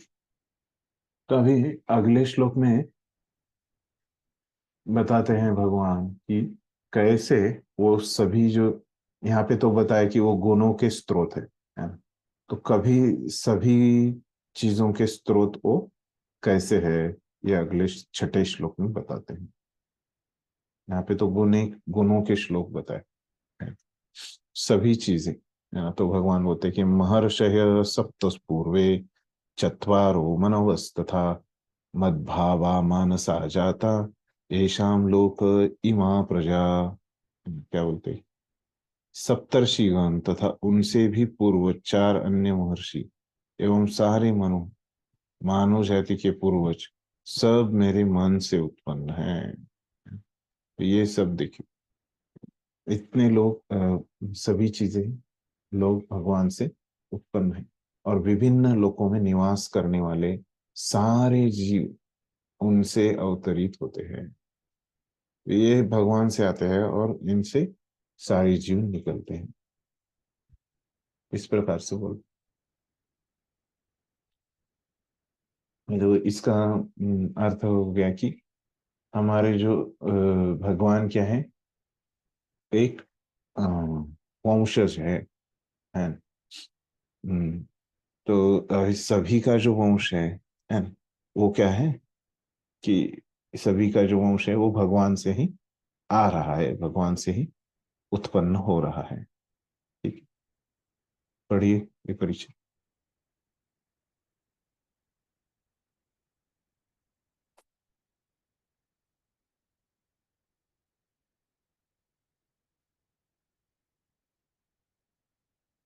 23 मुकुंद। भगवान यहाँ पर ब्रह्मांड की प्रजा का आनुवंशिक वर्णन कर रहे हैं। ब्रह्मा परमेश्वर की शक्ति से उत्पन्न आदि जीव है, जिन्हें हिरण्यगर्भ कहा जाता है। ब्रह्मा से 7 महर्षि तथा इनसे भी पूर्व 4 महर्षि सनक, सनंदन, सनातन तथा सनत कुमार एवं सारे मनु प्रकट हुए। ये 25 महान ऋषि ब्रह्मांड के समस्त जीवों के धर्म पथ प्रदर्शक कहलाते हैं। असंख्य ब्रह्मांड है और प्रत्येक ब्रह्मांड में असंख्य लोक है, और प्रत्येक लोक में नाना योनियां निवास निवास करती है। ये सब इन्हीं 2500 प्रजापतियों से उत्पन्न है। कृष्ण की कृपा से 1000 दिव्य वर्षों तक तपस्या करने के बाद ब्रह्मा को सृष्टि का ज्ञान प्राप्त हुआ। तब ब्रह्मा से सनंदन, सनातन तथा सनत कुमार उत्पन्न हुए। उनके बाद रुद्र तथा सप्तर्षि, और इस प्रकार भगवान की शक्ति से सभी ब्राह्मणों तथा क्षत्रियों का जन्म हुआ। ब्रह्मा को पितामह कहा जाता है और कृष्ण को प्रपितामह, पितामह का पिता। इसका उल्लेख भगवत गीता के 11वें अध्याय 11.39 में किया गया है। धन्यवाद। यहाँ पे क्या क्या बोले कि वही उनके बारे में ही जो नाम आए हैं, कृष्ण ने जो नाम लिए हैं उनके बारे में थोड़ा थोड़ा स्पष्टीकरण दिया है प्रभुपाद ने, है ना? तो पहला वाक्य जो मैंने आपको पहले बताया कि भगवान यहाँ पर ब्रह्मांड की प्रजा का आनुवंशिक वर्णन कर रहे हैं, है ना?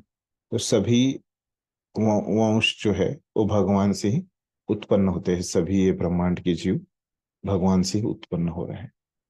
सभी उन वंशों के उद्गम कौन है? भगवान ही है। तो यहाँ पे भगवान बता रहे कि कैसे सभी चीजों का वो उद्गम है, सोर्स है। तो फिर पहले बोलते कि हिरण्यगर्भ किसको बोलते हैं प्रभुपाद इसमें? तो ब्रह्मा को हिरण्यगर्भ बोलते हैं। क्यों? क्योंकि वो पहले जीव है जो भगवान की शक्ति से उत्पन्न हुए हैं, है ना? इसलिए उनको स्पेशल नाम है हिरण्यगर्भ, है ना? फिर 25 लोगों के बारे में वहां पे वर्णन है ना, जो ब्रह्मा से आते हैं, है ना? वो क्या है? 7 महर्षि, है ना? फिर 4 सनत कुमार, चतुष्कुमार, है ना? 7 और 4 11, और 14 मनु, 11 और 14 25, है ना? तो ऐसे ये 25 जीव यहाँ पे जो लिख रहे हैं प्रभुपाद, है ना, 25 महान ऋषि, है। तो ये सब क्या होते हैं? ब्रह्मा से प्रकट होते हैं। फिर ब्रह्मा की तपस्या के बारे में लिखते हैं। कितना साल उन्होंने किया था? 1000 देवताओं वाले साल, है ना, हमारे वाले नहीं, है ना। 1000 दिव्य वर्ष, है ना? मतलब स्वर्ग के वर्ष। ही रियलाइज बाय, कैसे? फिर उसके बाद जो साक्षात्कार आ गया, रियलाइजेशन आ गया, वो कैसे आ गया उनको? कृष्ण की कृपा से ही, है ना, उनको समझ में आ गया कि कैसे उत्पत्ति करनी है ना, ये तपस्या करने के बाद। और उनको पितामह कहते हैं, किसको? ब्रह्मा को, और भगवान को प्रपितामह। ये कुछ इसके, इस श्लोक के बारे में प्रभुपाद ने लिखा है। आचार्य इसमें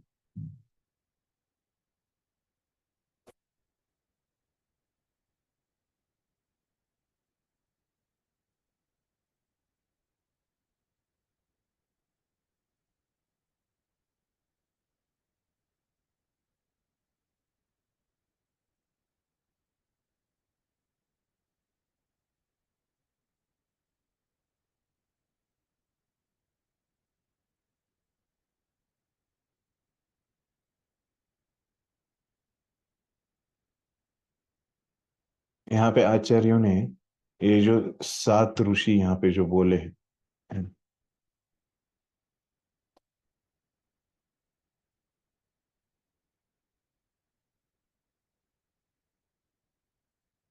उनके नाम दिए हैं उन्होंने, है ना।